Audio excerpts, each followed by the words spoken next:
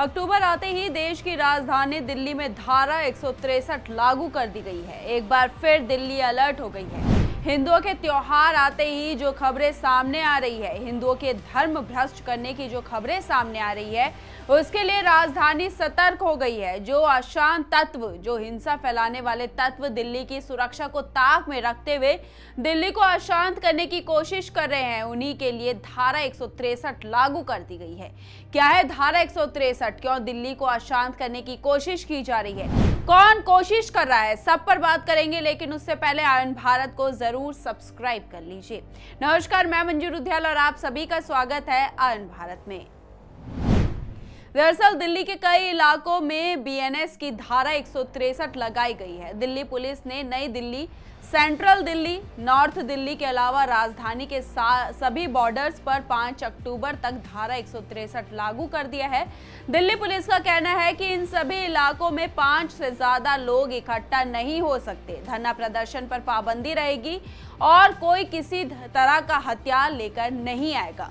Delhi police ने अपने notice में कहा है कि धारा 163 लागू होने के बाद दिल्ली में किसी भी मुद्दे पर विरोध प्रदर्शन की मनाही रहेगी, क्योंकि कई संगठनों ने अक्टूबर के पहले सप्ताह में दिल्ली में विरोध प्रदर्शन करने का ऐलान किया है, जिसे देखते हुए यह कदम उठाया गया है। याद होगा, इससे पहले शाहीन बाग में जो धरना प्रदर्शन हुआ था, एनआरसी को लेकर जो धरना प्रदर्शन हुआ, किसान आंदोलन, हर एक आंदोलन ने दिल्ली में आकर बड़ा रूप लिया। हर एक आंदोलन ने दिल्ली को रोकने की कोशिश की और इस बार ये नहीं होगा, क्योंकि यही कोशिश की जा रही थी और यही कोशिश अब नहीं होगी, जिसे दिल्ली पुलिस ने पहले ही नाकाम कर दिया है, क्योंकि दिल्ली पुलिस को इनपुट मिले होंगे, उसके बाद ही ये फैसला लिया गया है। पुलिस ने जो नोटिस जारी किया है उसमें कहा गया है कि वक्फ संशोधन अधिनियम, शाही ईदगाह, एमसीडी स्थायी समिति चुनाव जैसे मुद्दों को लेकर दिल्ली में सुरक्षा के मोर्चे पर स्थिति नाजुक बनी हुई है। इसके अलावा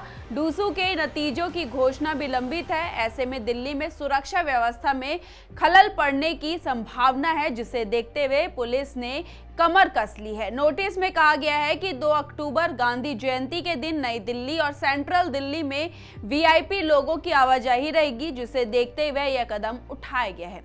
साथ ही जम्मू कश्मीर और हरियाणा में विधानसभा चुनाव की तैयारियां जोरों पर है, जिसे देखते हुए भी सुरक्षा व्यवस्था दुरुस्त करने के निर्देश दिए गए हैं। खासकर दिल्ली की सीमाओं पर वाहनों की आवाजाही के दौरान उनकी चेकिंग पर विशेष जोर देने का निर्देश दिया गया है। दिल्ली पुलिस ने अपने नोटिस में स्पष्ट कर दिया है कि अगर किसी ने भी धारा 163 का उल्लंघन किया तो उसके खिलाफ भारतीय न्याय संहिता 2023 की धारा 223 के तहत कार्रवाई की जाएगी। दिल्ली पुलिस कमिश्नर ने आदेश में कहा है कि 5 या अधिक लोगों को एक साथ इकट्ठा होना, फायर अलार्म्स, बैनर, तख्तियां, लाठियां, भाले, तलवारें, लाठियां ले जाना और किसी भी सार्वजनिक क्षेत्र में धरना आदि देने पर प्रतिबंध रहेगा। अब भारतीय न्याय संहिता बीएनएस की धारा 163 की बात करें तो जुलाई से पहले आईपीएस की धारा 144 हुआ करती थी, लेकिन अब इसे बीएनएस की धारा 163 कहा जाता है।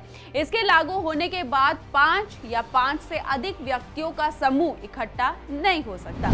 साथ ही ऐसे हथियार जो किसी ऐसे अपराध के लिए इस्तेमाल किए जा सकता है जो किसी की मृत्यु का कारण बन सकता है, के साथ नहीं घूम सकता है। 1 जुलाई के बाद से देश में बीएनएस लागू है।